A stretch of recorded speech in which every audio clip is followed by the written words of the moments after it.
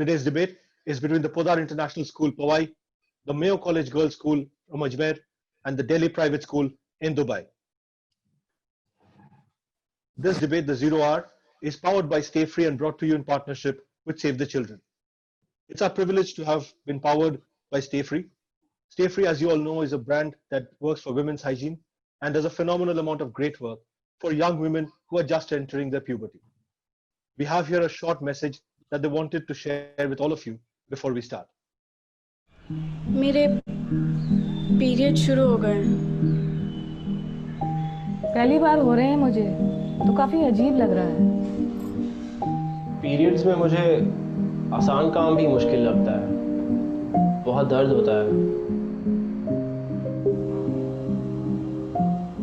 मैं किसी के पास बैठ भी नहीं सकती और जब मैं उठती हूँ बार बार निशान चेक करती हूँ। घर में एक ही वॉशरूम है तो पैड चेंज करने में मुझे शर्म आती है।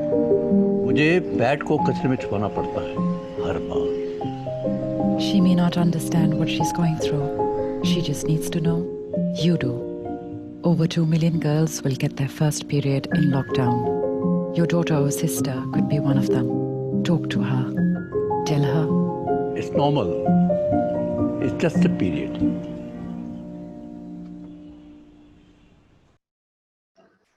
Well, after that wonderful message from Stayfree, it's time to move on to the debate we have at hand. Today, it will not be an overstatement to say that this is the battle of the Titans. The three teams that have qualified today have done so in spectacular style. Two of these teams scored very highly, qualifying from their pools. The third team, which is a wildcard entry, did so because after collating all of the judges' scores across all of the rounds, they had scored the highest. Before we move on, this is the topic today. This house believes that development in artificial intelligence should be governed by globally agreed laws. I repeat, this house believes that development in artificial intelligence should be governed by globally agreed laws. We have with us 4 judges today. Because we had such phenomenal debaters, we figured it was very necessary to have 4 judges. And you know the format has changed a bit. Now we have all neutral adjudicators, nobody from the respective schools. We are privileged to have with us Mr. John Bagul. Mr. Bagul is the principal of the South City International School, Kolkata. We have Dr. Devjani Ray, Assistant Professor of English Literature and a PhD from JNU. She currently teaches at the Miranda College of Delhi University. We have Mr. Philip Burrett, who retired as the Deputy Headmaster from the illustrious Doon School after 44 years of serving across various institutions with more than 3 decades at the Doon School. And we have Mr. Devendra Tak from Save the Children. He's the General Manager of the media arm. Welcome to all the 4 judges. A quick check. Do you have access to the scoring sheets? Yes, sir. Yes, I have. Wonderful. Well, these here are the 3 teams from the Podar International School, Powai. Meher is speaking for the motion, while Hiteshi will be speaking against the motion.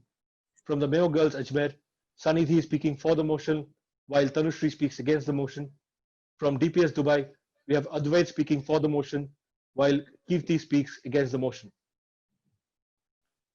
This will be the order in which the speakers will go. We will start with Meher. I will read out the order as and when we progress, so don't worry too much about remembering that. But we are going for, against in an alternating style. I will stop my share. And Meher, we would love to have you on camera.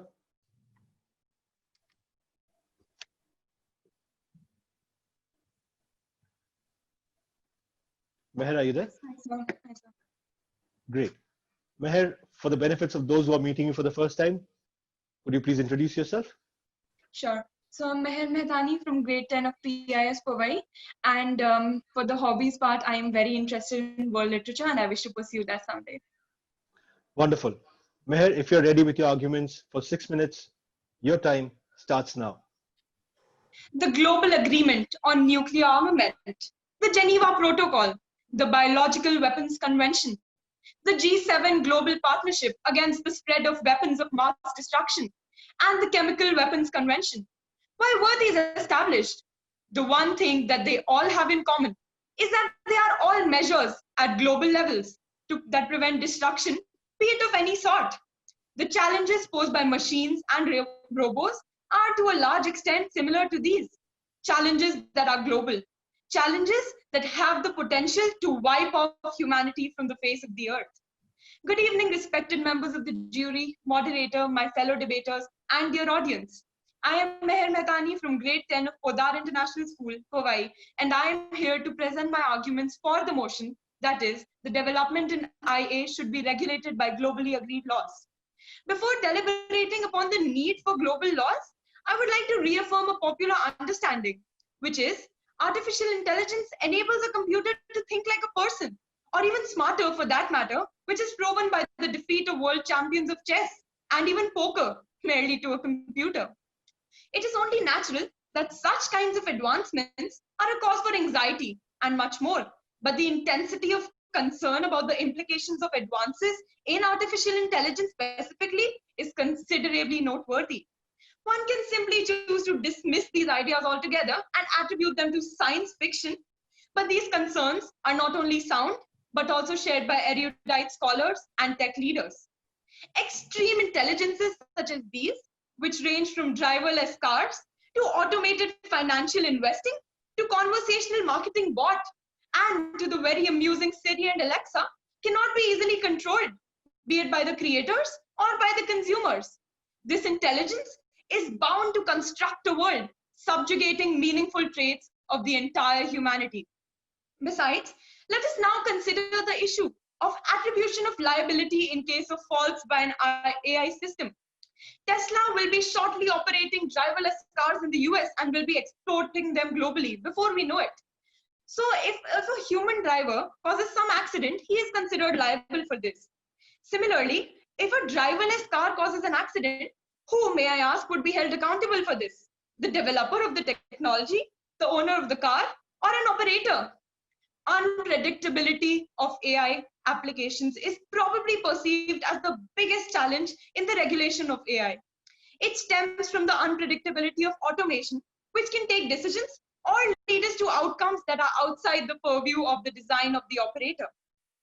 Let us now come to the very new amusing technology that we have all experienced, and some of us have even been the beneficiaries of, our virtual mates, Siri and Alexa. Let me point out to my worthy opposition that in September 2019, Apple, a leading smartphone provider, admitted to an AI breach failure in Siri. According to them, Siri was breaching the privacy of its users and listening to everything around them. The plight is, it's not just the technology that was listening. So were Apple workers. The machines are trained to respond to users upon the use of some keywords.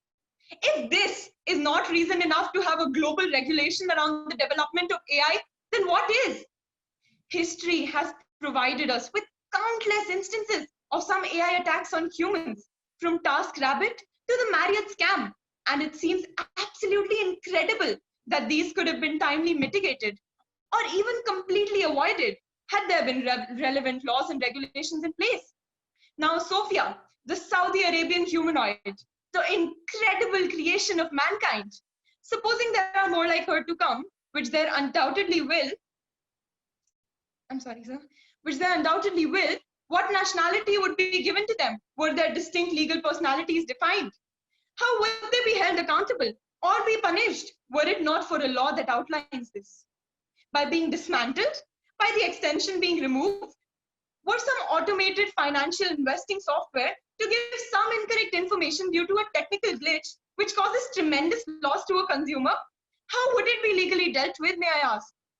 In the context of two major predicaments we are witnessing today, namely the pandemic and climate change, uncoordinated action at both individual and global levels has led to some very undesirable outcomes, increased suffering of several, and has brought us on the brink of nothing short of a global disaster. To conclude, I would like to claim that the Industrial Revolution, human beings did the thinking at that time, and machines the execution. In today's world of artificial intelligence, machines are capable of thinking, and this thinking is faster. This thinking is more efficient. Allowing this thinking to become our master is a path to be treaded with great and immense caution. On a lighter note, automation is like the new Voldemort. the terrifying force nobody is willing to name. Thank you. Well done, Meher. Some wonderful arguments there. Let's see how the judges are scoring you. Judges, if you could please put in Meher's scores in your score sheets. Remember, she is in the first column from your left. At this point, you're filling in the top 3 rows for her arguments for 6 minutes. Every box can be filled with a value between 0 and 40 based on how you choose to rate her. Bharat, I have your scores. Thank you.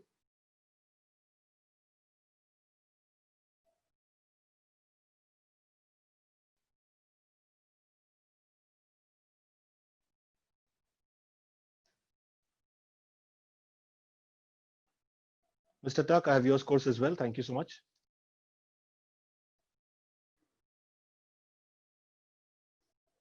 Bagul sir, I have your scores. Thank you so much.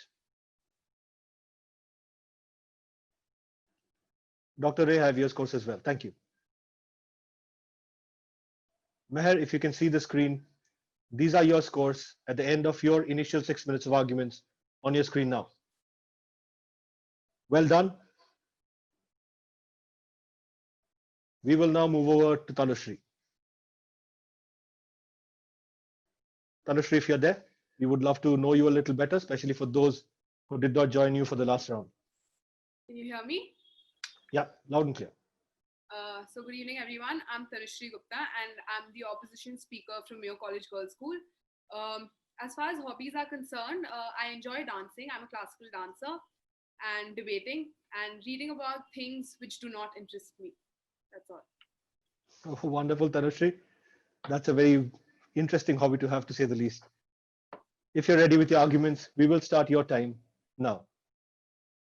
Ladies and gentlemen, it's very easy for side proposition to come here and talk about how AI is capable of removing mankind from the face of Earth. Now, ladies and gentlemen, I have not seen the future. I have seen the present. We have hydrogen weapons, chemical weapons, biological weapons, war tanks, rifle, Maxim machine guns, nuclear weapons. Well, ladies and gentlemen, these too are capable of actually removing mankind from the face of Earth. However, where are the globally governed, globally agreed laws for these?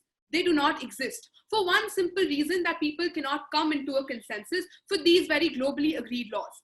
Now, ladies and gentlemen, we agree that AI might be a threat to mankind, but the solution for that is not through globally agreed laws, because, ladies and gentlemen, there are 161 rules of customary international laws and 560 multilateral treaties in the world today.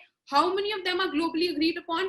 None, ladies and gentlemen. How many of them have been violated by the member states? Mostly all, ladies and gentlemen. Keeping that in mind, the point I'm trying to prove here, ladies and gentlemen, is that globally agreed upon laws are never adhered to and are usually never made.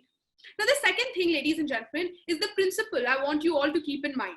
The world today doesn't function with the principle of betterment of mankind. That's utopia. The world today functions through the principle of betterment of fellow countrymen. So if the Russian government, for example, today has their hands on a weapon which can cause huge scale destruction, it would not hesitate to throw that weapon in the United States of America as long as it does not affect its fellow Russians. Keeping that in mind, ladies and gentlemen, all diplomats, all governments, all citizens only function through the principle of betterment of fellow countrymen. Now, ladies and gentlemen, my entire debate is about 3 questions, which also forms my 3 constructives. First, on what facts do you believe that a globally agreed upon law exists? Because, ladies and gentlemen, back in the 1970s, the leaders of yesterday came up with something known as the Non-Proliferation Treaty, whose goal was to disarm all member nations of their nuclear weapons. Well, ladies and gentlemen, by the beginning of 21st century, we had 4 more nations who had nuclear weapons, and all member states had already violated each and every clause of this very treaty, thus making it null and void. My second question, who would govern these laws? Because, ladies and gentlemen, the only international organization which is somehow successful today is the United Nations. A lot of countries across the world, like Kosovo, the Turkish Republic, or the Taiwan, are not a part of the United Nations. So are they excused from these laws which you are talking about, or will they also be involved in these laws you are talking about? Third, what happens when these very laws which you're talking about are violated. Because if today a Bangladesh or a Nepal violates these laws, you can definitely talk about how you would actually impose embargoes against them or pressurize them as an international community. But if today a China, Russia, or a United States of America actually violates one of these laws, the farthest I can think we can go is post an Instagram post against them, because ladies and gentlemen, they are self-sufficient. A lot of countries across the world depend on them for imports and exports, and a lot of international organizations actually survive on the funds which are presented to them by these countries. So ladies and gentlemen, with what I assemble is that they would be given the full priority to actually violate any of these laws we're talking about. Now, ladies and gentlemen, we as side opposition do not tell you that these development of AI should not be governed. Yes, it should be governed. It should definitely be governed because AI is inevitable. But are we talking about these to be governed through globally agreed laws which have never existed in the world? No, ladies and gentlemen. These laws which we are talking about should be governed through a domestic legislature where they cater to the demands of domestic people. Now, side proposition comes and talks to us about self-driving cars. Now, ladies and gentlemen, humans actually commit 1.8 million, that's the statistics which you all can check, 1.8 million accidents per year. So if a self-driving car does anything less than that, it means that it is effective. Ladies and gentlemen, there are pros and cons to everything. How we deal with it is what we have to think about. Imagine, ladies and gentlemen, about 196 member states sitting together to make laws on regulation of AI. They would not come up with the most effective laws. They would come up with the laws which are the most easily acceptable. Why? Because they want it to be accepted by everyone. So what do we tell you, ladies and gentlemen? We tell you that these laws should not be globally concerned. These should be domestically concerned. Second, ladies and gentlemen, artificial intelligence is an umbrella term, right? Even the Alexa which you have, to the face recognition which you have in your phones, is artificial intelligence. But one sect of artificial intelligence, which is known as LAWS, lethal autonomic weapon systems, which when comes into wrong hands could cause large-scale destructions. These should not be globally agreed, but regionally agreed. What does that mean? A European Union, a SAR, or for that matter, a NATO makes these laws. Because ladies and gentlemen, when a Europe exits the European Union, have you seen the kind of devastating effects it has on its economy, etc.? However, if a United Kingdom actually violates one of the laws of the United Nations, well, they do not care because of the kind of power they have. Now, ladies and gentlemen, all we want to tell you is that imagine for once, if we even imagine that what side proposition is saying is possible and a globally agreed upon law is made.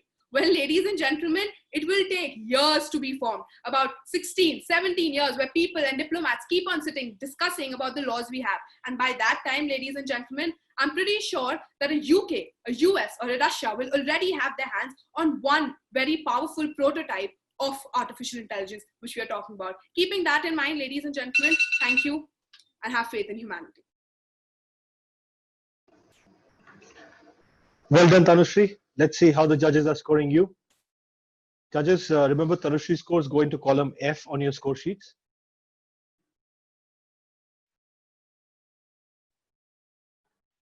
And I can see the scores coming in. Bharat, I have your scores. Thank you so much.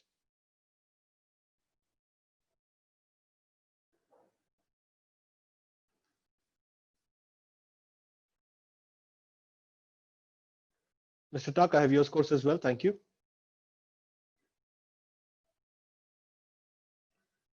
Dr. Ray, I have your scores. Thank you. Mr. Bagul, sir, I have your scores as well. Sir, is that your final score?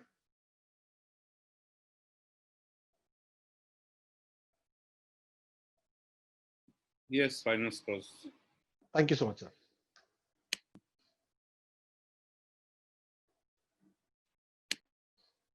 Well,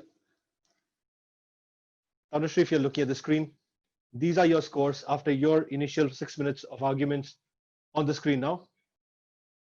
Well done. And Advait, you're up next. Advait has been watching intently at the other two debaters went before him.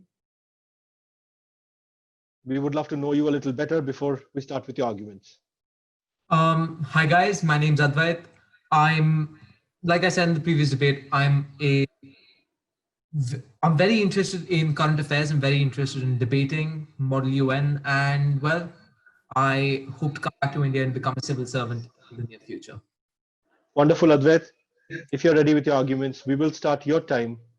Just 1 second. Let me just get my own timer on, if you don't mind. Yeah. All right, I'm ready. 3, 2, 1. Yeah.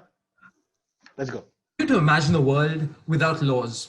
No traffic rules, no rules deterring wars, no rules about terrorism, no rules about bombardment, no rules for interpersonal assault, no rules for murder. What would that result in? Anarchy, right? That's what we're trying to do by regulating AI development. Anarchy. Let's look at the burden of proof that lies with Team Proposition today. Team Proposition will essentially have won this debate if we prove to you that the necessity to implement actionable oversight measures on AI outweighs any hindrance whatsoever which may or may not come of such a move. As the crux of my arguments today, I will tell you exactly why we need such a move, followed by a prospective plan wherein we will be able to channel artificial intelligence in a manner which will be favorable to humanity. Now, let's look at why exactly we need such a move. Firstly, the sheer amount of data captured by AI tech. We live in a world today, obviously, where AI tech is becoming extremely prevalent. From Siri and Cortana to the face unlock tech on our phones, it's all artificial intelligence. And while, yes, I agree, it does make our life a million times easier, it also collects every single bit of information there is to know about you. From your fingerprints and your face to your credit card PIN code, AI-oriented systems capture everything.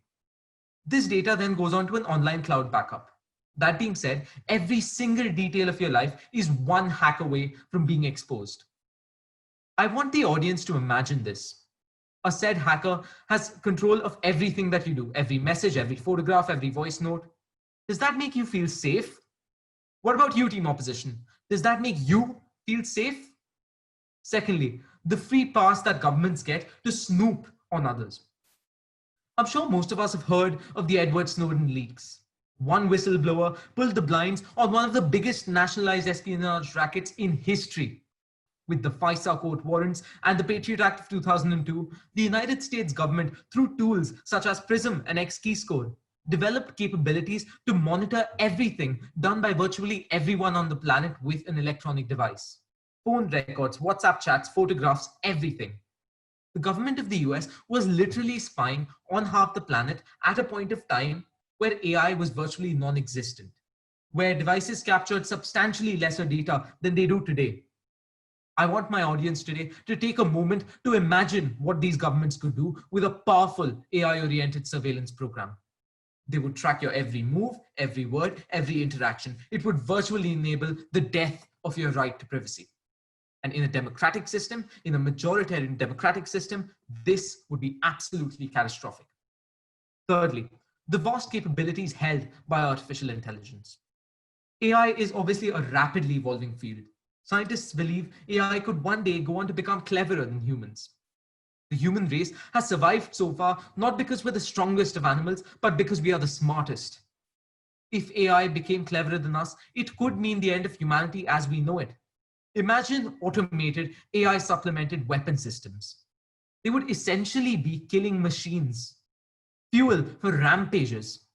Major stalwarts in the tech industry, such as Noah Chomsky, Elon Musk, and Stephen Hawking, have gone on record to say that weaponized AI systems could be more dangerous than nukes. Yes, the same nukes that destroyed Hiroshima and Nagasaki, razed them to the ground. Now, imagine the AI machines end up targeting civilians. Millions dead, all because we failed to regulate such a potent form of technology. Now, how do we solve this? We do what social humans like us do best. We collaborate. We need to work together at every stage to ensure both the regulation of AI tech and the collective development of artificial intelligence. There exist many bodies, such as the UN Commission for Science and Technology for Development, which are made for this exact reason.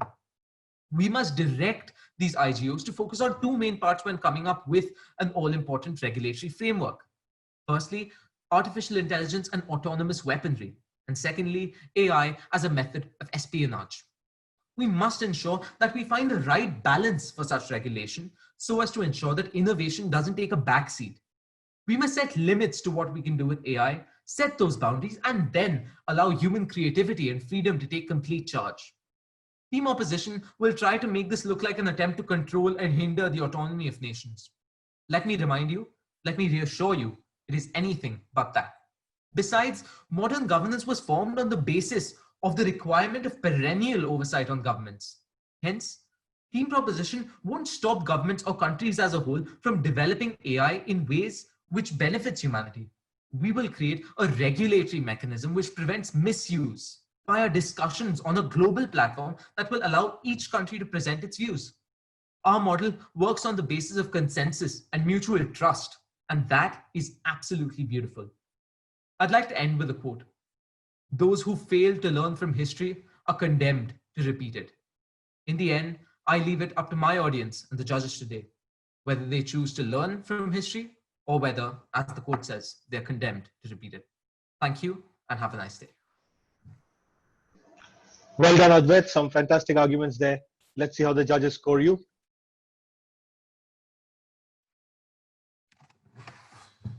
Pagul sir, have your scores. Thank you so much.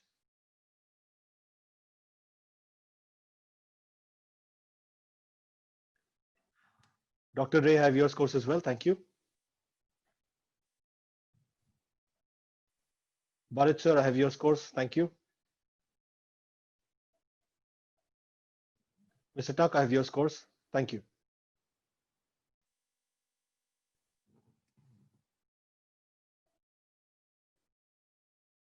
Well, Advait, if you are seeing the screen, these are your scores at the end of your initial 6 minutes of arguments. Well done. Well, Kirti, you're up next. I will stop my share. Let's see if we can get Kirti on the camera. Am I audible? I can see you, I can hear you loud and clear, and we would love to know you a little better before you start your arguments.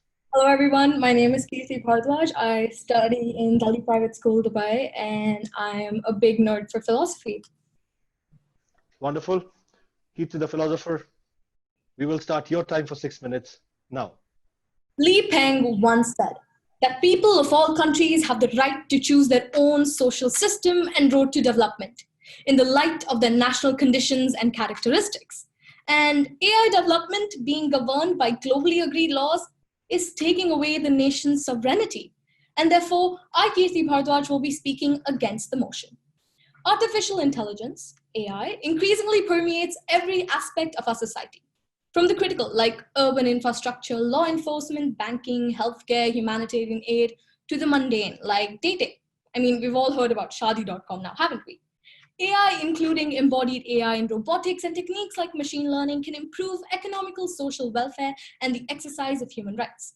Therefore, its development is crucial, but not to be internationally agreed laws, but by laws independently set by each nation. In fact, one of the main hindrances in the process of globally agreed laws is the lack of consensus. In fact, the findings of the student panel organized as part of Stanford University's 100-year study of artificial intelligence came to a consensus is that attempts to regulate AI in general would be misguided, since there's no clear definition of AI. It is not any one thing, and the risks and considerations are very different in different domains. Therefore, if the world struggles so much to merely come up with the definition, we can only begin to imagine the resources that will be wasted if globally agreed laws were sought. Public policies should help ease society's adaptation to AI applications, extend their benefits, and not mitigate their development. Inappropriate regulatory activity would be a tragic mistake. Poorly informed regulation that stifles innovation and relocates it to other jurisdictions would be counterproductive. A vigorous and informed debate about how to best steer AI in ways that enrich our lives in society while encouraging creativity in the field is an urgent and a vital need, but not globally implemented laws regarding its development, because it will only wipe out creativity and scare off any future investments that people might want to make. Now, let's take a look at the current geopolitical scenario. Europe, despite having certain advantages such as a strong industrial base, leading AI research and talent, is punching far below its weight. This state of affairs is especially due to the fragmentation of EU's digital market. difficulties in attracting human capital and external investment, and the lack of commercial competitiveness. Now, why this is essential to understand is that globally agreed laws will affect each nation differently. And when you have the same set of laws governing each and every nation, you hinder their ability to implement development laws best suited for their market condition. And this will impact their AI growth drastically. One glove doesn't fit all. And we shouldn't have globally agreed laws because they won't fit all and meet everyone's need. Now, one might say that the UN will fix this problem. Well, ITU organized an event, AI for Good Global Summit, in 2017 and 18, which was billed as the leading United Nations platform for dialogue on AI. The summits have focused on strategies to ensure trusted, safe, and inclusive development of AI technologies and equitable access to their benefits. But its effects were too far and too wide to make any difference. So when we do embark on a journey to make these globally agreed laws, what proof is there that it would work in benefit of society, or that it would work to begin with?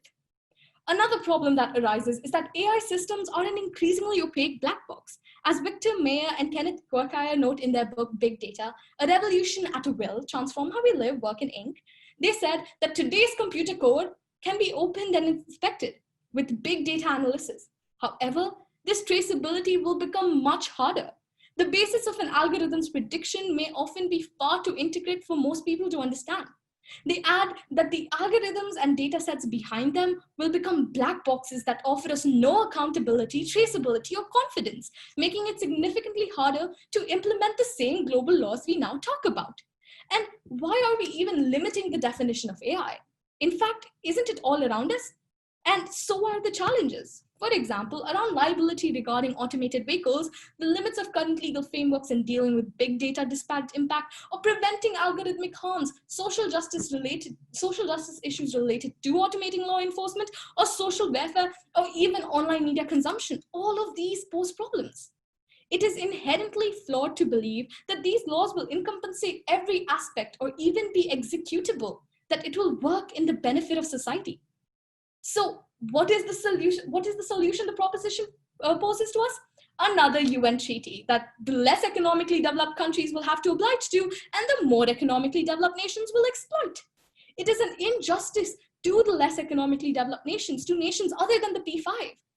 Now, to conclude, I say, who will design these laws? How will they be designed? Who will be in charge of building these laws? Who will be in charge of holding people accountable? Who will be in charge of making there's no bias? Who will be in charge of making sure that these laws are not exploited? Who will be in charge of making no LADCs aren't stumped? Who will be in charge of making sure that investments don't stop?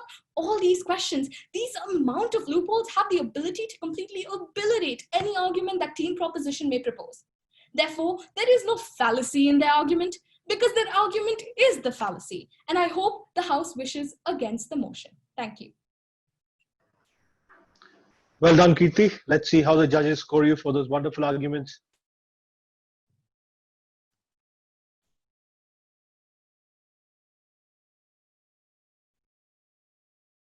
Bagul sir, I have your scores. Thank you.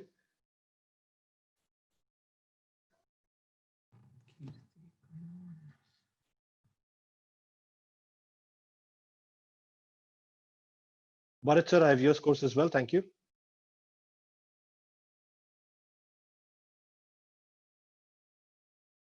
Mr. Tak, I have your scores. Thank you.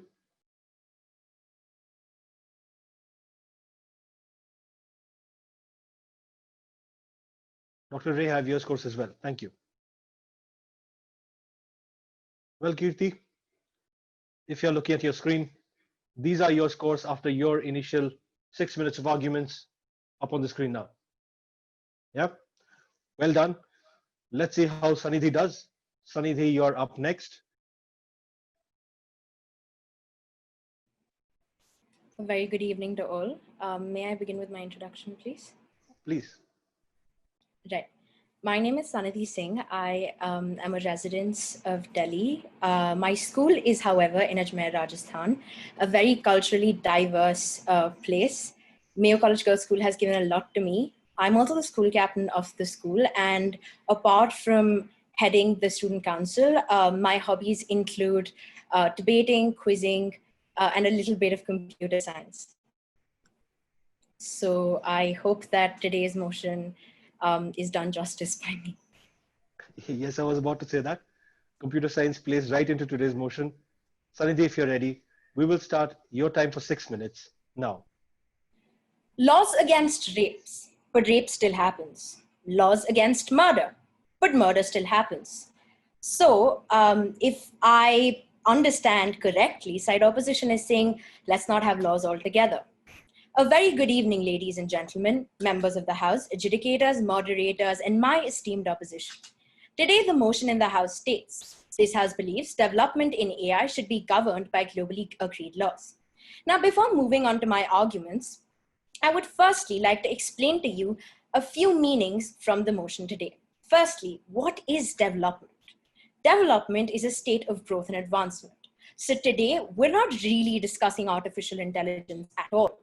We're in fact discussing the state of growth and advancement in artificial intelligence, which should be legislated by globally agreed laws. Now, what are globally agreed laws? Globally agreed laws are basically pieces of legislature that are ideally agreed on by most nations, but sometimes by approximately, say, 90 to 95% of all countries. Now, again, before I move on to my arguments, I have two clarifications to make to the House. Firstly, because there was a lot of information that was being circulated that was not a part of the purview of this debate, however. So, firstly, since no institutions have been mentioned in the motion, so I do not understand the whole point of discussing about the United Nations, the G8, the G20, and other such organizations and their failures or successes, because honestly, who are we to decide where these countries meet and agree upon drafting this particular mandate? They could just have an international conference and not use the United Nations at all. Secondly, globally agreed means, and I emphasize this, that all nations will have a right to their sovereignty. That means that each independent state will have a say. They will have the right to propose, oppose, amend the laws, and especially before these laws are explicitly and formally declared. That is to say that this declaration could include sub-clauses talking about the condition of specific countries, especially the relatively developing countries such as Bangladesh, Myanmar, Congo, as well as conflicted nation states such as Syria, Jordan, and Cyprus. Because of course, we are not wanting to strive towards, we're wanting to strive towards a rational sense of equity and not absolute equality, which is just illogical optimism. So now, ladies and gentlemen, why should this happen? Because everything in excess is dangerous. But surprisingly, that's not the case with artificial intelligence. As the speakers who preceded me have mentioned to you, artificial intelligence is extremely powerful, and its powers are so potent that the smallest of artificial intelligence modes possess the capabilities to make monumental changes, including simplifying and in some case completely replacing traditional means of education with a simple question to Alexa, Google Home, Siri, or Echo Dot, making mechanical tasks redundant, or even saving workers from having to do tasks that deprive them of their basic human dignity, such as manual sewage cleaning. But more importantly, ladies and gentlemen, this particular form of technology has too much of our information. Basically, ladies and gentlemen, artificial intelligence is the science and engineering that makes machines intelligent with the simulation of human intelligence, processed and possessed by said machines. And therefore, it has the ability to radically solve issues like global poverty, crime, and climate change. But unfortunately, it also has the power to be the reason for the Third World War or something similar. Being both a boon and a curse, the usage and the development of artificial intelligence must be legislated and moderated. However, unlike what side opposition said, not by domesticated laws.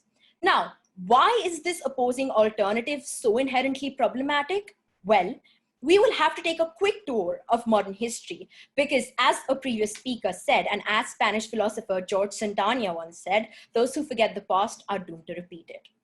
So, ladies and gentlemen, guess what's common between both the world wars, the Cold Wars, and most major wars in the history of modern human history? Well, problematic domestic policies as well as set international organizational mandates that, and I emphasize, were not globally agreed upon. Some examples are the fascist ideology that was being followed in Italy, or the Nazi ideology being followed in Germany during World War II, or, for instance, the Treaty of Versailles that was imposed on Germany, though agreed upon by the League of Nations, and thus not accepted by Germany and its allies. Coincidentally, also one of the major reasons that started World War II. So now, if we do allow these countries to continue the development of artificial intelligence governed by domesticated laws, we're kind of giving them a free pass to develop their own versions of the Terminator, which neither sounds appealing nor acceptable. See, I'm not saying that all of this will go smoothly. It might cause a lot of delay, and not to mention intervene in the specific development being done for the greater good of humanity. But come to think of it, at least we will have a future. Because what is to stop a new arms race erupting between hundreds of nations, not to mention some of which now have nuclear weaponry?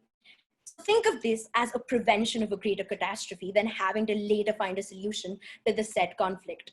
Because it would be naive to accept that technology it would be naive not to accept that technology is an essential part of the development and growth of humans, and the growth and development of this technology is not essential to us. Because a thin line or mistake in the development of said technology can lead to disruption or destruction of huge magnitudes. Because there are a lot of pros and cons to both AI and lawmaking in general, but to not accept this is to completely undermine the critical need of the hour and in some ways curtail the progress of probable peace and prosperity in a larger context, a world characterized by human cooperation. So I implore all of you today to learn from the past and, keeping in mind the present, choose wisely and choose proposition for ameliorating our future. Thank you very much. Proud to pose. Well, Sanidhi, well done, but you went slightly over time there. Let's see how the judges score you for that. Judges, if you could please put in Sanidhi's scores now.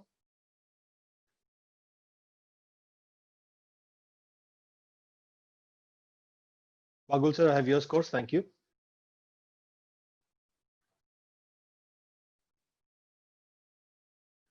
Dr. Ray, I have your scores as well. Thank you.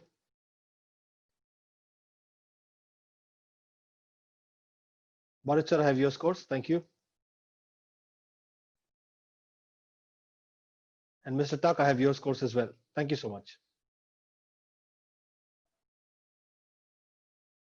Well, Sanidhi, if you're looking at the screen, these are your scores at the end of your initial 6 minutes of arguments on the screen now. Very well done. If David Shepard was here, he would do that small dance. Well, people my age would know that cricket reference better than the speakers would. Hiteshi, you're up next.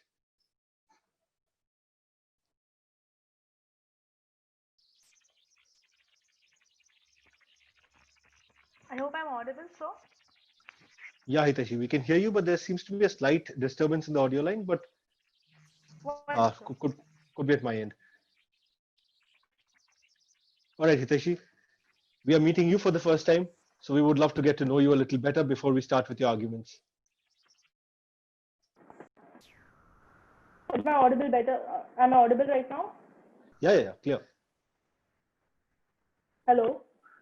Yeah, I can hear you. Can you hear us? Hello, sir?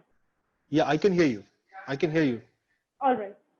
So basically, I'm Hiteshi Maheshwari. I'm from Podar International School, Powai, and I pursue to be a politician someday. So current affairs and public speaking are some skills I'm looking to master. Wonderful, Hiteshi. If you're ready with your arguments, we will start your time now. Albert Einstein once said that imagination is the greatest form of research. I invite you, my friends, to hypothesize with me a situation where our generation is capable of employing the myriad possibilities of artificial intelligence in all walks of life. Tasks which previously seemed incompetent are now completed and accomplished at incredible speeds with unrivaled accuracy. Welcome to the world of AI, my friends. Welcome. Greetings, everyone. I'm Hiteshi Maheshwari from Podar International School, Powai, and I shall be presenting my views against the motion this House believes that development in artificial intelligence should be regulated by globally agreed laws. Before I propound my points, I must ingeminate the fact that artificial intelligence at its very root is a field very similar to physics, chemistry, or biology just because it emerges from science. Paul Dyer, in fact, once stated, and I shall quote, "Scientific progress should be measured in units of courage and not intelligence." Keeping this principle in mind, humanity has always accepted innovations that have shown mankind the way forward. So why be skeptical about something so beneficial like artificial intelligence? Why restrict its possibilities by regulation?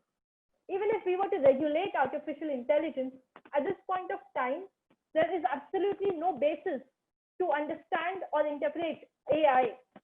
In fact, our current knowledge of AI is so frivolous that any law such made would be futile just because of its vagueness. In fact, it is not possible to make a law about something or to determine what's right or what's wrong of something which you don't understand. Even if we were to, let's say, understand partially what is the future of artificial intelligence through hypothesis or research, who is to say who has or who doesn't have a say in this matter? I ask my fellow opposition and my fellow debaters as well. We might ignore the political aspect of this, but how can a simple global committee form laws which are applicable to the entire world? A single law book cannot cater to 100 plus countries, 1,000 plus communities across the world, with communities which have different perceptions and boundaries. What might seem socially acceptable in China might as well provoke social injustice in India. How is to one book cater to all such needs? And if I say that a single document can incorporate all these social groups, I can definitely say that it will be so vague and so many exceptions and loose ends shall be included that its validity shall be futile. If I ignore the political and social aspects and talk about the technology in pure terms, we cannot pigeonhole such a broad idea like AI into one single category and engulf it with laws. What was once a chess-playing robot is now integrated in our social media platforms, our cars, our medical devices, and almost everything. According to Adobe, 77% of all the devices which we use employ artificial intelligence in some form or the other. Now, when we talk about artificial intelligence, we have to divide it into two broad categories. The first being narrow AI, wherein we talk about artificial intelligence which is capable of performing specific tasks with unmatched accuracy. Whereas the second part is generic AI, which is a hypothetical and completely theoretical replication of human brain, copying all aspects except creativity. Now, I may point out to my fellow opposition who might conveniently ignore the fundamental difference, but the basic misconceptions and fears which arise from the idea of AI, are they actually related to general AI and not the entire idea of artificial intelligence? When it comes to economic progress, some of you might argue that AI is capable of taking away jobs. But instead, in the next 5 years, the AI industry is set to grow to $60 billion. In 2030, it shall contribute $15.7 trillion to the global economy. This will create more job opportunities and its application in other industries as well. When I talk about mundane tasks, AI can replace employees there and thus free employees' time to focus on creativity and innovation. This will increase productivity by an alleged 40%. Summarizing, I must ask my worthy opposition, for the sake of regulation, what are the potential benefits you're willing to give up? What is the cost of such small changes? And though those changes might be effective, can you not understand that global laws are very possible to be rejected? The Geneva Convention was rejected by the Soviet Union. And I shall end with the wise words of Eliezer Yudkowsky. By far, the greatest danger of artificial intelligence is that people conclude too early that they understand it. Over to the moderator. Well done, Hiteshi. Let's see how the judges are scoring you on those wonderful arguments. Judges, if you could please put in Hiteshi's scores. Dr. Ray, I have your scores. Thank you.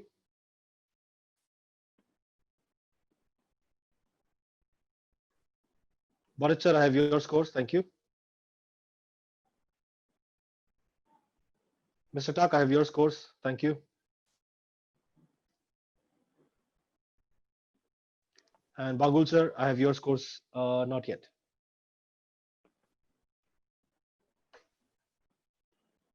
I have them now. Thank you so much, sir.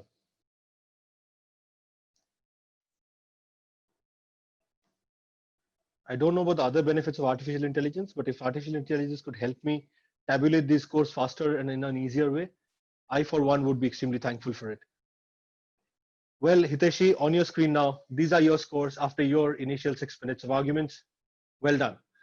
Remember, these are scores out of 120 that you got for your initial 6 minutes of arguments. But this is when your listening skills are put to test. We want to know how well you have listened to the opposition bench and rebut their points. You have 4 minutes, and we'll start with Meher. Meher, I'll stop my share.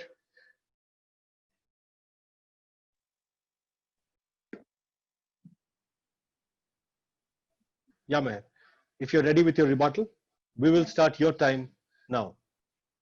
I would think, ladies and gentlemen, that before proceeding with the arguments, it is instrumental for us, as well as my worthy opposition, to keep in mind the fact that AI is no longer a utopian fantasy, a what-if scenario, but a thing of the present. Something that is exciting and powerful, what with its immense potential, but also problematic. My opposition seems to be of the opinion that it is premature to begin with discussions regarding regulation of AI. Contrary to their beliefs, though, I would claim that we are dreadfully behind, my friends. By far, I would say that the greatest danger of artificial intelligence is that people, particularly my opposition, concludes too early that they understand it. In response to the opposition's arguments, history has proven to us time and again how some countries will always be more developed than others. And say what you want about statistics and data, but they will take undue advantage of this development. But my opposition seems very determined to ignore the past. By not learning from the past, we are creating an endless vicious circle of some countries always having a significant advantage over others. To ensure that this does not happen, we need to regulate the development of AI as well as help the technological growth of poor countries. This will undoubtedly lead to more equality amongst global economies. Just as humans outcompeted and almost completely eliminated gorillas, AI will outpace human development and ultimately dominate. My worthy opposition has very conveniently not paid heed to the warnings of respected scholars and technology leaders that AI is on the path to turning robos into a masterclass that will subjugate humanity, if not destroy it. Others feared that AI is enabling governments to mass produce autonomous weapons, killing machines, they say, that will choose their own targets, including innocent civilians. AI, unlike our previous technologies, is destroying many more jobs than it creates, leading to major economic disruptions. Does this not call for a globally agreed laws revolving around this deadly threat? For the sake of my worthy opposition, who has continuously strived to prove to us the ill effects of this endeavor, let me give you an example. For starters, I presume that we all agree that traffic lights help people move in a more, let's say, streamlined fashion. They keep the flow going, they enable order, they create a framework for innovation, and they lay down a scientific structure for new inventions. What my respected opponents here are saying is that to get better cars, you need to do away with traffic lights, which I'm sorry, but I would deem illogical and irrational both. Talking of India, in Ahmedabad in December 2018, a cardiologist had performed the world's first in-human tele-robotic coronary intervention on a patient nearly 32 kilometers away. No doubt, AI has several positive applications as seen in such examples, but the capability of AI systems to learn from experience and to perform autonomously for humans makes it the most disruptive and self-transformative technology of the 21st century. If not regulated properly, it is bound to have unmanageable implications. Many related questions have already confronted courts in the US and Germany. All countries, including India, need to be legally prepared to face such kinds of deadly threats. To conclude, all of us, including my learned opposition, have been blessed with immense intelligence, an intelligence which is human an intelligence which is natural. Let's not allow something artificial to take us over. Thank you.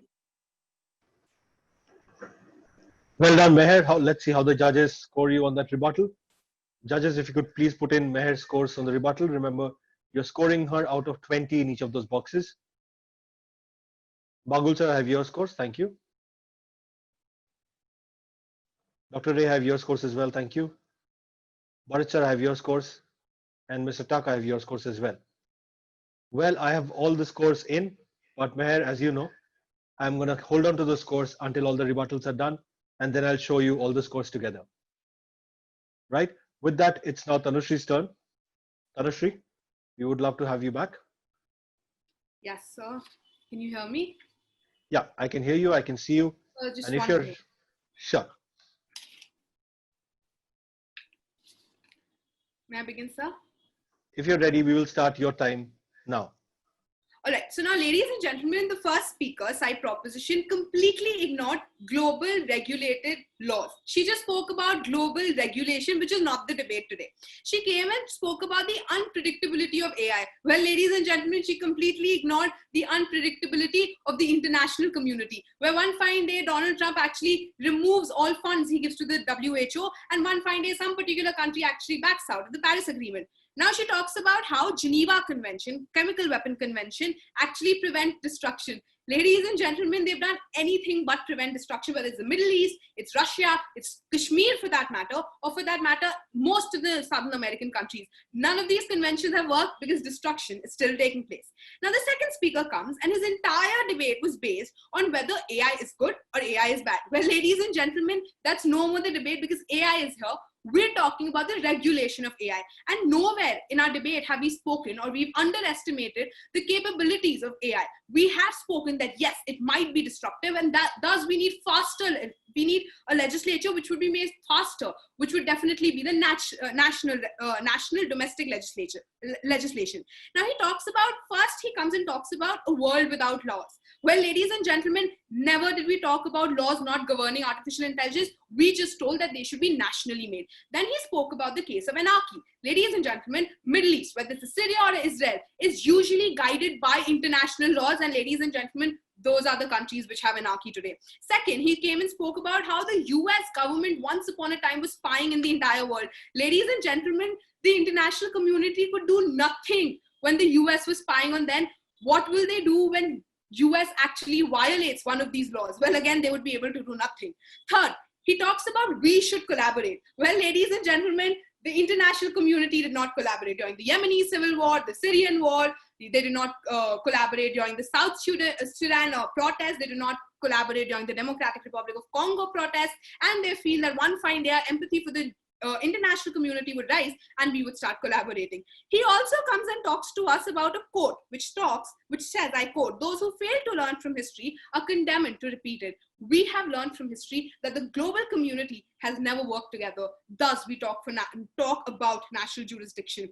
He talks about how most countries he talks about how our argument is that these laws would hinder the member states' autonomy. No, ladies and gentlemen, if a China today actually violates one of these laws, they would say that this particular law hindered our autonomy and thus we have the right to actually violate it. Now, the third speaker comes and talks about how we have been debating about how we should not have laws altogether. Not even once did we say that. Then she very cleverly talks about how she would not give a name to the international conference. Well, ladies, and in that international conference, all nations' sovereignty would be preserved and they would be able to make amends.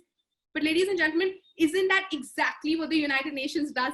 Then she talks about the possibility of a third world war through AI. Well, ladies and gentlemen, there has been a possibility of a third world war when we had nuclear weapons, biological weapons, hydrogen weapons, everything. However, we did not make a globally concerned law regarding this because none of us have faith in the international community and they feel with the advent of AI, we would. Then she took us through a tour of history where she told us about fascism and, communism, etc. However, ladies and gentlemen, it is very, very ironic how she compares the two world wars to the world today. Because as far as my history is concerned, I know that during the World Wars, people did not have an Alexa, we did not have humanoid robots, we did not have facial recognition, we did not have artificial intelligence. And thus, what my education teaches me is newer problems require newer solutions. And thus, this globally concerned law will not work. Then she talks about how we are curtailing the progress of peace and prosperity. Well, this global law which they're talking about will take years to come. So actually, we are not curtailing while they are delaying the entire progress of peace and prosperity. In the end, ladies and gentlemen, we as side opposition just tell you one thing, that we do know about how disruptive AI can be, and thus we ask for faster legislation, which can only take place when it's domestically inclined. Keeping that in mind, ladies and gentlemen, to end my debate, we asked side proposition 3 questions, out of which 2 of them lie unanswered as to what would happen when, who would govern these laws, and what would happen when one of these laws are violated. Since they've answered neither of these questions, I believe this debate falls into our side of the house. Thank you so much. Tanushree, well done. Wonderful rebuttal, but a little over time.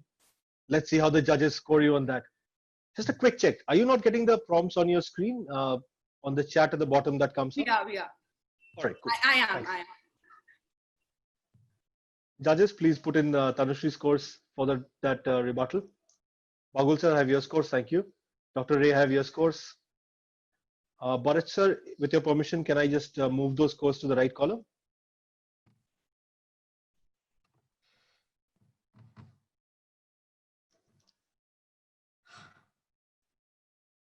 And Mr. Tuck, I have your scores as well. Thank you so much. So sorry, so Bayu, please do that. No worries, sir. Advait, you're up next. So Advait, am I good to go?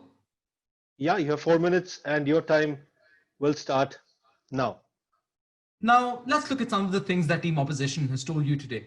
Firstly, they told you it's nearly impossible to find consensus between nations and that any international treaty will be a failure, simply because nations don't coordinate according to them. Now, I want you to take a look at some of the most historically successful treaties. Let's take into account the Montreal Protocol, for instance. This treaty is today a leading legal instrument in the fight against environmental degradation. Take, for instance, the Geneva Conventions. They are leading instruments in the fight for human rights. For every failed treaty that Team Opposition talks about, there are 5 fruitful collaborations. And that's all we're trying to do. Collaborate. Work together to find solutions to our collective problems. Some of the greatest issues in the world, some of the most polarizing issues in the world, for example, terrorism, for example, you could say the whole issue with nuclear weapons, they either have been solved or are in the process of being solved by collaboration. However, Team Opposition today still goes on to take a generally defeatist stance towards any collaboration. Team Opposition has simply failed today to provide us with a sustainable alternative to globally agreed laws, ones that will keep rogue nations in check. Team Opposition have opened themselves up to a scathing attack today on grounds of inherent hypocrisy. They speak of utopian visions on the side of Team Proposition while believing themselves that the governments of countries will stick to what's best for humanity. With all due respect, Team Opposition today attempts to blatantly mislead the House, and that is an absolute disgrace. Team Opposition speaks about an approach where one size does not fit all. That is exactly why we want collaboration, because one size doesn't fit all, because simply the US or China or Russia working alone isn't going to solve this issue. We can only beat our demons if we join hands. Let's go over it one more time. Team Proposition is not asking you to abandon the use of AI. We know that it's crucial. We know that it's absolutely important. However, we also understand that if left unchecked, AI could end up finishing everything that we worked so hard for over the past couple of centuries. All that we're asking is we set limits to what we can do with such technology so that no rogue nation can just come up tomorrow and say that this is what suits us, which is why we're going to go ahead with it, which is why none of you can say anything. Team Proposition today has told you what we need to do, how we're going to do it, and exactly why it's necessary.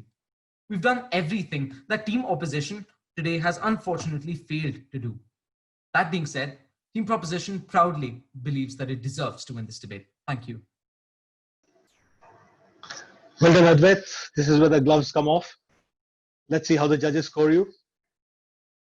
Judges, if you could please put in Advait's scores in column G.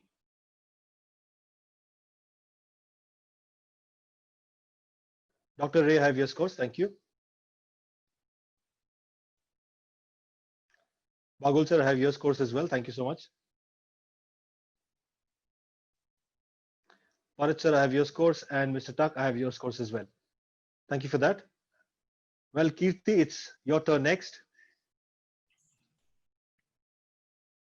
Should I begin? Yeah, Kirti, if you're ready with your rebuttal, we will start your time for 4 minutes now. The speaker one from Proposition mentioned the NPT as a successful treaty that has been signed by the UN, where everybody came to a consensus. Well, sorry to burst that bubble, Team Proposition, but the NPT is considered a success is very loose term, considering the fact that the NPT is been violated by several countries, even though they've signed it. Because why? The UN is not legally binding, and the legally binding part of UN, which is Security Council, has a power of veto by P5 nations. These nations usually dominate. They will dominate every sector. Who's to say that they won't use these laws to exploit them in their benefit?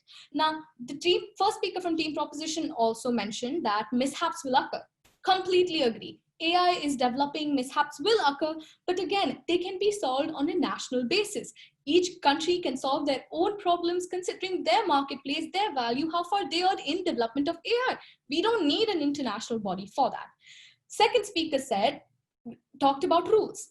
Yes, rules are extremely essential, and nowhere is Team Opposition saying that we need to throw away the rules. We're just saying that if you apply the same rules you apply to America, to Ethiopia, or Cote d'Ivoire, it's just going to be different. It's not going to work out, and it will be extremely hard to implement.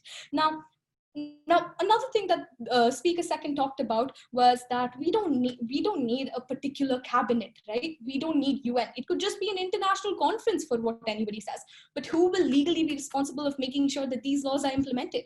That's a question that will still go unanswered. And having one international cabinet in charge of each and every thing that deals with AI development would lead to extreme centralization of power and decisions, which could not pose fruitful in any sense possible. Now, the third speaker said that Team Opposition does not believe in laws. Of course we do. We are completely for laws, just not globally implemented, because we don't see them working, because they haven't worked and they will not work. History will repeat itself again, of course. The speaker also said that we don't need the UN. We can just have international conferences, and because it's globally agreed, the sovereignty will still be encapsulated. Well, that inherently contradicts the entire idea of abiding to laws. Now, yes, AI is developing and has been misused, but the motion suggests that development needs to be taken into consideration by globally agreed laws.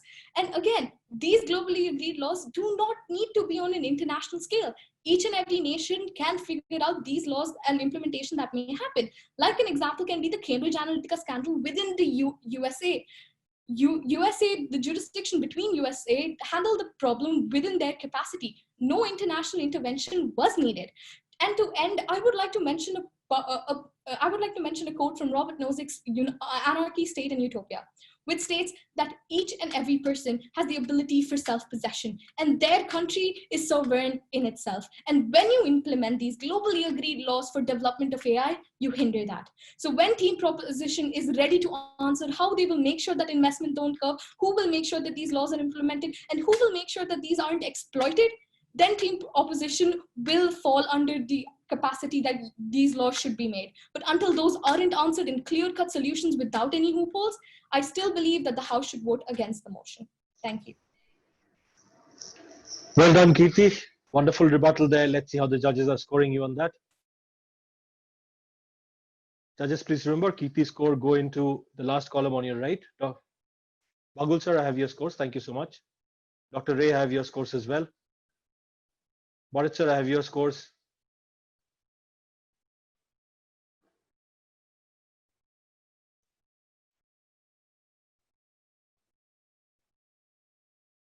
And I have Mr. Tuck's scores as well. Well, it's now time to move on to Sanidhi. Sanidhi, if you're ready. May I begin? Yeah, we will start your time for 4 minutes now. Ladies and gentlemen, let's just go over SideOps case one last time. See, Side Opposition told us today that Since laws aren't followed, they should not be created. Since treaties fail, they should not be created. Since international organizations are failing, they should not be utilized. And since the problems regarding AI did not exist a few years ago, we will have to come up with a dynamic enough solution. And therefore, let's just, because there are too many ifs and buts, and not to mention a wide array of complications, let's just stick to what we've got. They also gave us a beautiful alternative of faster legislation, which again, they nowhere mentioned whether it will be sufficient or not. See, ladies and gentlemen, side proposition does not answer side opposition's questions today because those answers are way too apparent. And I'm sure that with a little bit of assistance, if they go over this debate, they will have no issues realizing it later on. Because today's motion nowhere talked about whether artificial intelligence is strong or not, whether existing international organizations are biased and failings, and what punishments should be imposed if the said mandate that has not even been created as of now fails. It is simply a call for us to realize that a globally impacting issue must be dealt with at a global level.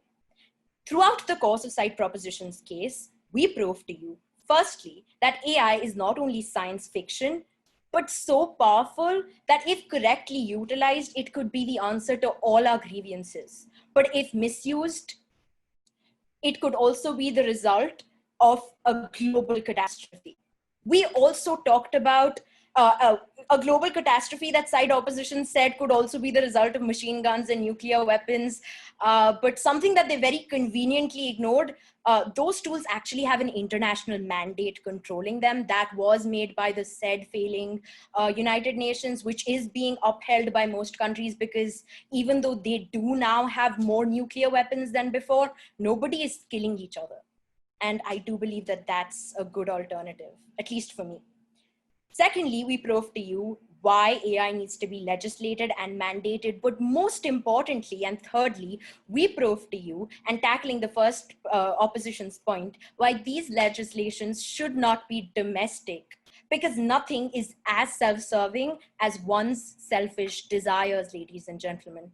Because again, do we really need to go over the fascist tendencies that most modern day democracies are showing? Because I think one quick Google search or even turning on your TV to any news channel will give you enough.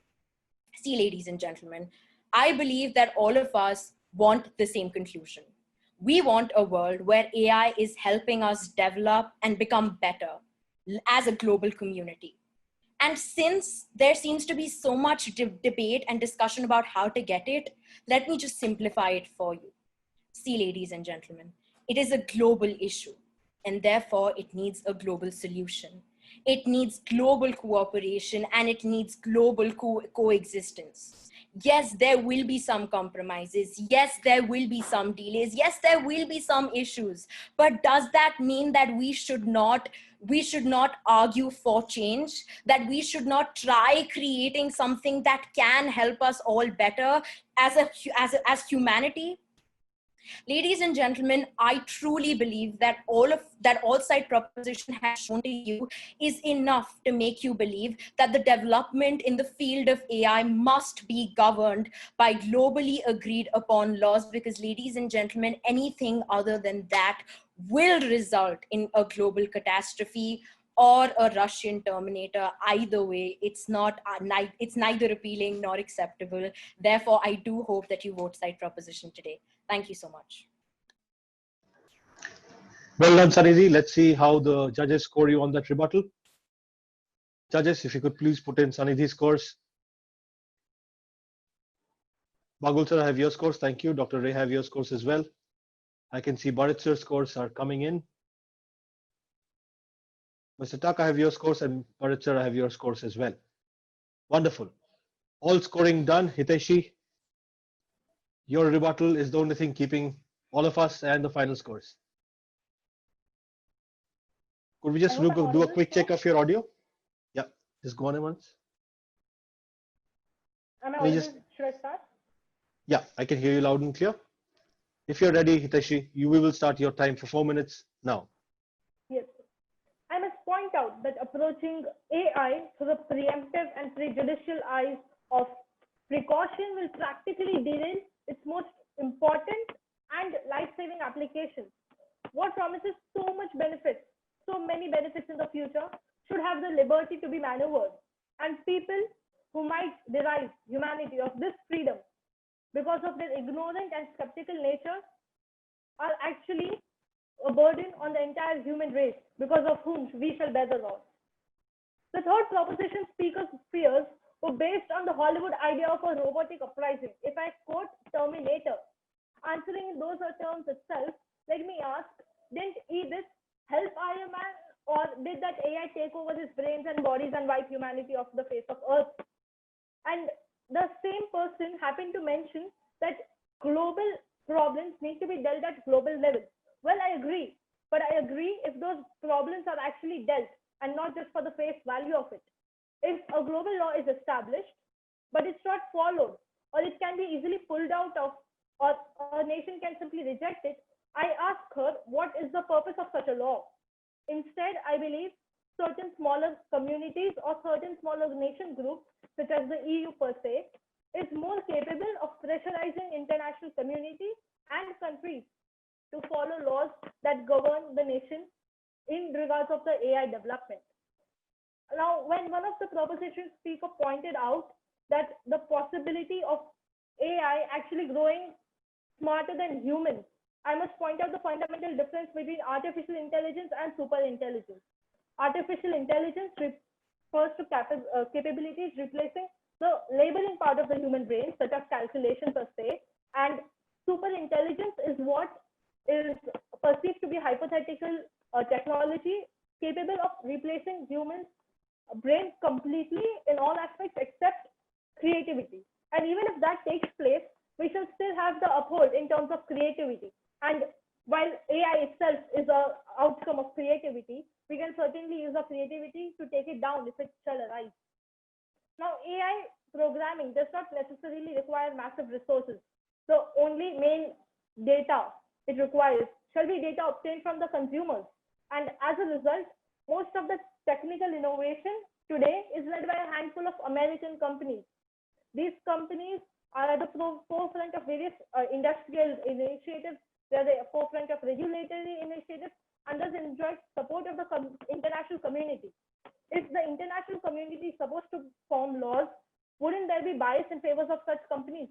Just imagine if Amazon is able to patent certain AIs and is able to establish sole rights, wouldn't local companies like, say, Flipkart, Alibaba, Snapdeal face a big dent in its competition? Finally, I'd like to end with the following question. Why do we need regulation? We need regulation to actually limit the negative aspects of AI. And that actual limitation is not possible at the global level. History has taught us that. And if I may add, what we've learned from history is what we're supposed to implement in the future. Thank you. Well done, Hiteshi. Let's see how the judges score you on that rebuttal. Judges, if you could please put in Hiteshi's scores at this point. Bagul sir, I have your scores. Thank you. Dr. Ray, I have your scores as well. Thank you. Mr. Tuck, I have your scores, and Bharat sir, I have your scores as well. So every speaker has spoken for 6 minutes in the arguments. We've had 4 minutes of rebuttal from each one of you, and all your scores are with me. But I will make it wait for a little while because there are a few things that we need to talk about first. I will like to take this opportunity to take you a little bit about Notebook. At Notebook, we are an EdTech brand. We make these short, crisp videos on every topic from your school curriculum. From class 1 to 12, every subject, we have taken the topics to make short videos on them. Now, why do we do this? 2 reasons. One, it helps the teachers take their classes better. How? A teacher is taking a class, whether it's online or offline. The class starts with a small video. Now, every student can visualize the topic in the same way. And then the teacher's class becomes a much deeper deliberation, debate, a discussion around that particular topic. Now, 6 months later, when you have your exam, you need to remember what was taught to you in class. You have access to the same video on your personal device, be it a smartphone or a laptop. You can watch this video, quickly go over the topic once more, remember what the teacher had taught you after this video was shown in class that day, and do much better in your exams. What I will do now is show you a short clip of one of the notebook videos so that you know exactly what I'm talking about. Indians thought that the British were hatching a plan to destroy the castes of the Hindus and Muslims living in India and to convert them all to Christianity. No one knew if all this was true, but fear gripped the hearts of common men and women. Panic spread, and British officers could not convince the Indians otherwise. There was a prophecy that British rule in India would come to an end on 23rd June 1857, which was the centenary of the Battle of Plassey. In the Battle of Plassey, the East India Company forces had defeated the Nawab of Bengal and his French allies on the same date in 1757. The discontent brewing among the people of the subcontinent had given them a newfound unity and strength. There were strange rites being followed in many parts of North India, from where the rebellion spread. One such ritual was chapati distribution. A person would visit villages in North India at night and give the watchman a chapati. Then he would ask the watchman to make 5 more chapatis and distribute them in the next village. In the wake of this fear of losing their religious faith and their caste, the sepoys and the commoners rose into action. The sepoys began their action with one signal across their various sites of rebellion. They fired the evening gun or sounded the bugle. Then they captured the bell of arms and looted the treasury. They attacked government buildings, the jail, treasury, telegraph office, record room, and bungalows. They burnt all records. They destroyed everything associated with the British and killed innumerable white men, or the Firangis, as the Indians called them. They organized calls for action for both Muslims and Hindus by putting up proclamations in Hindi, Urdu, and Persian in different cities. Who validated these rebellions and gave the sepoys the strength to launch the mutiny against the British? The old Mughal emperor, Bahadur Shah, gave his blessings to the mutineers. He had no choice. On 11th May 1857, the sepoys had galloped right into the Red Fort without following court etiquette and demanded the blessings of Bahadur Shah Zafar. After receiving his blessings, they carried out the revolts in the name of the emperor. Well, that was a short clip from one of the notebook videos. We have with us today Achin Bhattacharyya. Achin is the founder and CEO of Notebook. A chartered accountant by training, he has worked in senior capacities across all the major 4 consultancies across the globe. Achin was a director at Deloitte prior to starting Notebook. Achin, we would love to have your feedback on today's debate and also have you share the vision behind Zero Hour. Good evening, everyone. Wonderful session, elegant and exciting. I will remember this session as graceful, cultured, and intellectually stimulating. Some great intelligent arguments delivered with just the right degree of emphasis and poise. All of you made your point without being unnecessarily aggressive or forceful. When we conceptualized Zero Hour, this was exactly our vision: to celebrate the art of public speaking by connecting schools and students across the globe, and to inspire many more to actively work on their public speaking skills, which are as important as your domain knowledge in any profession. Kirti, Advait, Sanidhi, Tanushri, Meher, and Hiteshi, very well done. I'm really very happy for each one of you. Reaching quarterfinals and representing your school at Zero Hour is a commendable achievement. And I'm sure your parents, teachers, and friends share your happiness, and I'm very proud of you. Indeed, I'm sure that each one of you will earn many more laurels in the years to come. We have changed the format from quarterfinal onwards and significantly increased the weightage of the rebuttal round with an objective of promoting listening skills and spontaneity. And I must appreciate how each one of you have stood up to the challenge and demonstrated your quick thinking and logical, articulate deliberation. In any competitive event, beyond a certain stage, the pyramid only gets steeper. So my hearty congratulations to the yet to be announced winners. Now the better team of the day will win, but I'm confident that everyone did very well, and every end is a new beginning. I'm sure teams which do not proceed to the next round will only go from strength to strength and be even better in the days to come. At Notebook, we really aspire to engage with each one of you and work together towards a better tomorrow. With 10,000 videos and more than 1 million users, we are one of the fastest growing edtech brands in the country, but we believe we are very much at our infancy.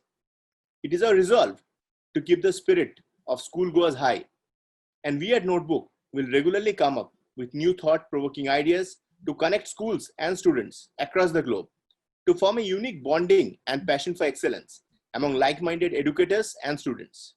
I also thank all stakeholders who have contributed to this wonderful evening, all the learned adjudicators, principals of all the 3 schools, and all teachers and parents who have invested there today for a better tomorrow for their children.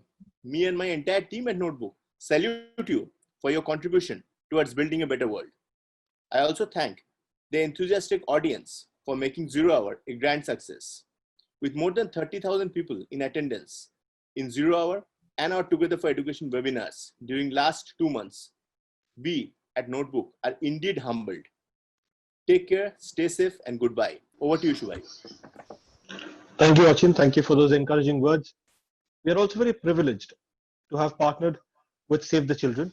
Save the Children is an NGO that's over a century old now. They work across the globe for children who are not as fortunate as most of us. They work with children facing premature death, growing up in hostile environments, and save the children and their childhoods. We have here a short message from their CEO, Ms. Vidisha Pillai, which we would love to play for you.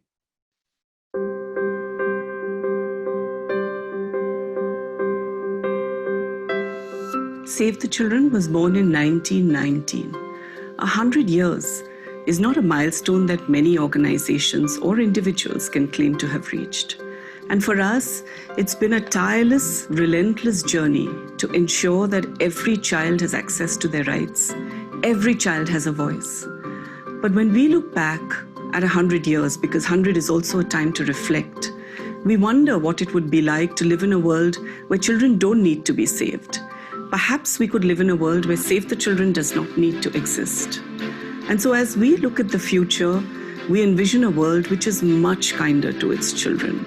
A world in which children no longer need to be protected from violence, where children are not needlessly dying before they turn 5, where every child is going to school, is learning, is playing, and is on that path towards fulfilling their full potential. As we turn 100, we pledge to work towards that future of a much kinder and brighter world for children. Every day, every hour, every minute, we will continue on that path. But we also know we can't do it alone.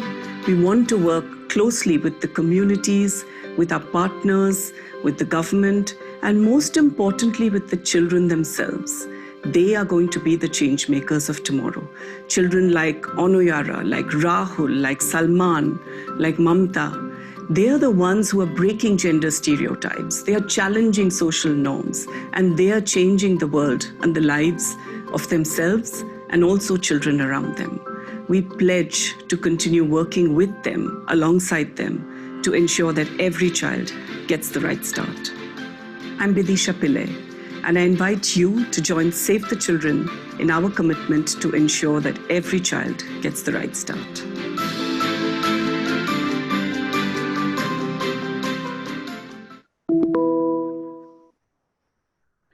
Well, after those short messages, I'm sure the participants will kill me if I did not show them their scores, which they have been eagerly waiting for. So here on your screen are your scores from all the 4 judges who have scored you out of 120 on your arguments and out of 60 on your rebuttals. And I'm sure you can calculate your average and total scores from this, but I will make your life a little easier. This here is how it stacks up for the teams. The Podar International School, Powai, your average right now is 127. The Mayo College Girls School, Ajmer, average is 150. And Delhi Private School, Dubai, your average at this point is 138. And this is where you, the audience, get to play a role. Let me stop my share so that I can explain to you exactly what you will have to do. You will see a poll coming up on your screen with 6 speakers listed on it. You will have to choose your favorite speaker of the day. Just be very careful about where you cast your vote because you will only get to vote once. All right? You will have 1 minute to cast your vote. I shall launch the poll in a second. I'm just making doubly sure because the last debate, because we've had so many debates, I made the mistake of launching a poll that was for a previous debate, and the audience is so supportive that we even got votes for people who are not speaking. So just wanted to make sure that we launched the right debate poll this time. Well, if you can see the screen, you should see the poll on your screens now.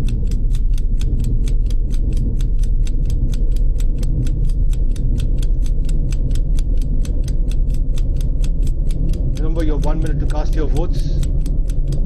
There are 325 people who are casting their votes, and 15 seconds in, we are at 75% who have already voted. As I keep reminding people, most democracies of the world would kill for a voting rate like ours.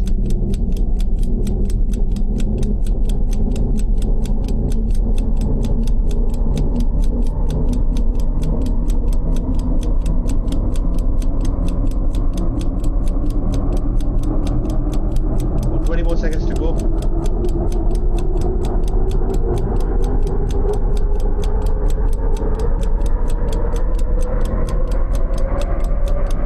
Last few seconds.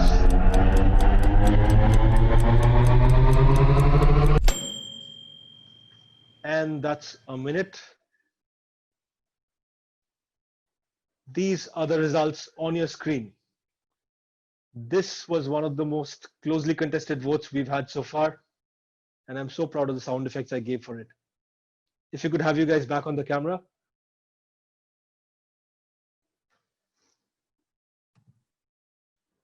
Meher, you had 34% of the votes.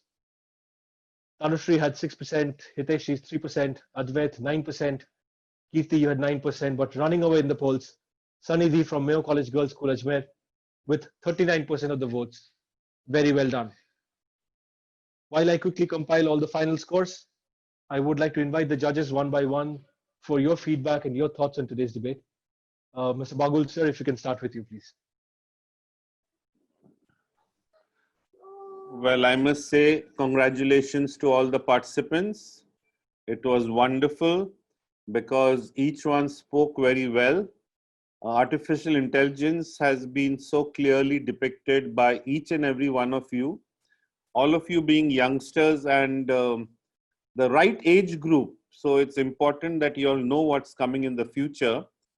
And it was fascinating for me to be a part of this entire process. And I mean, the way your thought processes go, hats off to each and every one. It was difficult scoring each of you because you all spoke very well. Content, matter, delivery, everything was good. So thank you very much. And thank you, Notebook, for having me here. All the best to the winners. Thank you so much, sir. And it's been our privilege having you here.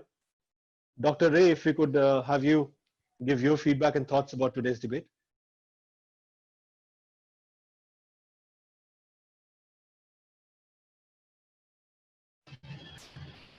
Yeah, congrats to the speakers, and it was really nice to listen to all of you. Can you hear me? Yeah, we can hear you. Yeah, there's some problem with the video. So every time I'm trying to start my video, it's just not coming and it's showing something like a blinking and some such thing. Anyway, as far as the speakers were concerned, I really enjoyed listening to all of you, and some of you spoke really, really well. And it's an area which I don't really have any clue about, but I read a little bit few days back during the lockdown, etc. So it was quite nice to hear all of you. And some of the points which you raised really made sense to me.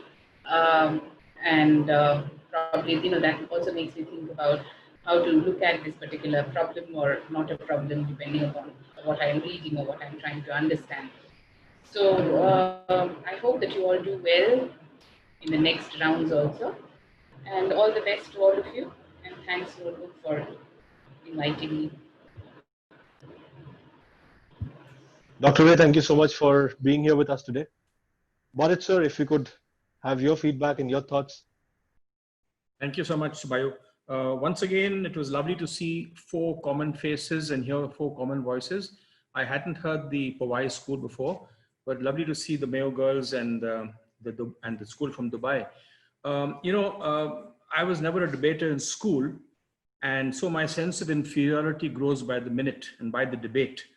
So this is my 3rd quarterfinals that I'm judging, and I thought it couldn't get better than the first one, but I was extremely wrong because this has really hit an all-time high with me. I thank God that I didn't have students like you all to negotiate with when I was a deputy headmaster, because you all would have talked the hind legs of the donkey of me and got your own way. I do agree with Achin, who said that the rebuttal was of high quality. You all were thinking on your feet, and I like Mr. Bagul and Dr. Ray said, wonderfully analyzed, wonderfully deconstructed, and this was really high-class debating. There's no words to describe how good you are. Thank you very much. Thank you so much, sir. Thank you for your words of encouragement as always. Mr. Tuck, if we could have you back for your feedback. Sir has been with us 4 debates on the trot now, and I can only imagine the amount of energy he has to be judging debate after debate. Thank you so much for being with us, sir. No, it's been an absolute pleasure. And like I mentioned in the previous quarterfinal today, I mean, every single speaker, has been mesmerizing, and you can't even get up from your seat. That's how good you have been in terms of your poise, your content, the delivery. And also, I might say that, everyone has shown their unique style, and maybe even the schools also, from where you come from, have left a kind of an impression on your personality, and that's quite obvious from the way you carry yourselves. But hats off to each one of you. And because I work with Save the Children, I must tell you that there are many more children out there who are not privileged. Many children in India, particularly, don't go to school. And we know that during COVID-19, the gap between the haves and the have-nots, including children who can go to school and not go to school, has increased dramatically. So do use your voice now and later to champion the rights of children as you go along. And I wish everyone all the best. People, even the teams who didn't make it into the next round, but you all are fantastic, and a great future. I think a great future awaits you all. So thank you very much for letting me enjoy listening to all of you in the 4 quarterfinals. And I'm just worried about the semifinals and finals, because the competition already is so tight. I don't know how we're going to differentiate anyone from the other in the semis and the finals. But that's how life is, and good luck to everyone, and have a pleasant evening. Thank you so much, sir, for being here with us. But here are the final scores. PIS Powai finished with an average of 127. Mayo College Girls' School get those additional 20 points for having the best speaker and finish 170. Delhi Private School Dubai finished at 138. If I could have the debaters back on camera, guys, because it's just one debate. And going by your quality of debating, I'm sure this is, I don't know, 1 of 5 we've had today. Well, when we moved from the pool stage into the quarterfinals, we said we will have to move into a larger scoring format so that we can spread you kids out. And you've made that impossible as well, because you keep bunching into the top 5 percentile of whatever scoring metric that we put for you. So in the semifinals, we're most probably going to mark people on 5 or something, right? Keep the numbers small so that my maths become easier. All of you, all 6 of you have been absolutely phenomenal in today's debate. This was not an easy topic to grapple with. and I must congratulate every one of you. Both PIS and DPS, this is where we bid you goodbye. But I'm sure you'll go from here to strength to further strength. You made some fantastic arguments today. I stand in awe of your debating talents. And I look forward to seeing where you guys go from here. Mayo College Girls School, you have dug yourself deeper into a hole by qualifying for the semifinals, where you would meet some more formidable opponents. So more tough debating awaits you. Given a topic like this, there are two questions that I would like to leave you guys with, right? The first one is, if I look at the history of human evolution, tools have always preceded the laws that govern them. Bronze Age, somebody devised a hammer to hunt, to get food. Somebody else figured if I can hit my friend on the head with it, the friend dies and I get to keep his things. And then you had laws against murder and stealing, right? On artificial intelligence, there is a huge vacuum between the rate at which AI is growing and the rate at which laws, whether it's domestic or global, are being made for it. And in that vacuum, a lot of crime can happen at a global scale. Think about that for a second. That is one. Second is, you guys spoke about other things, right? You guys spoke about armaments, you guys spoke about nuclear weaponry, biological weapons, right? Different kind of weaponization. In each of those cases, a lot of the resources that go into that weapon are available within our country's borders. So a country's physical territory, the political borders, assume greater importance. Imagine with something like AI, all the resource that you need is up here. If a particular country is banning you, what's stopping you from shifting 10 of your programmers to a country which is not as strict and having a development set up there? These are the questions that I would like to leave you with and have you answer them in your heads. Well, ladies and gentlemen, today's debate has been particularly fantastic. If we could have an outstanding debate amongst many outstanding debates, I think today's would be one of those. It's been an absolute pleasure playing your host. We look forward to seeing you tomorrow for our first semifinals. Until then, take care and goodbye.